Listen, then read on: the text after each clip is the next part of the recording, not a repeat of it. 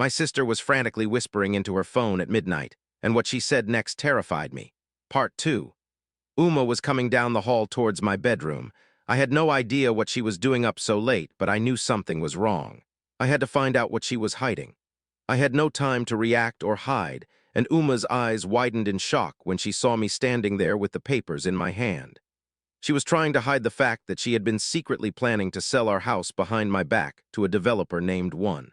She had been keeping this from me for months, and I couldn't believe what I was seeing. Her face paled as she realized I knew her secret.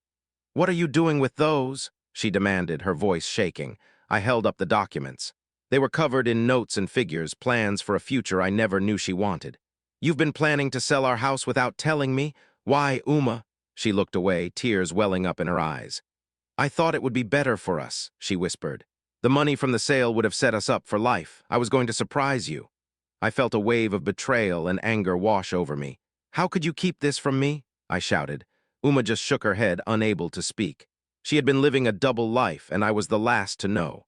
I stormed past her, the papers still in my hand, and headed downstairs. I needed to get out of the house to breathe.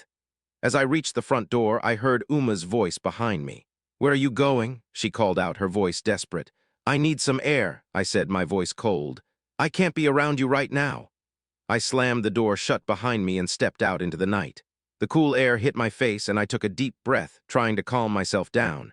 But the betrayal was still fresh, still raw. I couldn't believe that Uma had been planning to sell our house without telling me.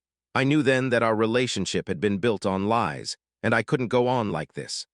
I couldn't trust her anymore, and I couldn't live in a house that was supposed to be our dream but had become a nightmare. I walked down the street, the papers still clutched in my hand. As I walked, I thought about all the times Uma and I had talked about our future. We had planned to grow old in that house, to raise our families there. But now all of that was gone. I felt a sense of loss, of emptiness. I had been betrayed by the person I trusted most in the world, and I didn't know if I could ever forgive her. Next time, I will explain what happened.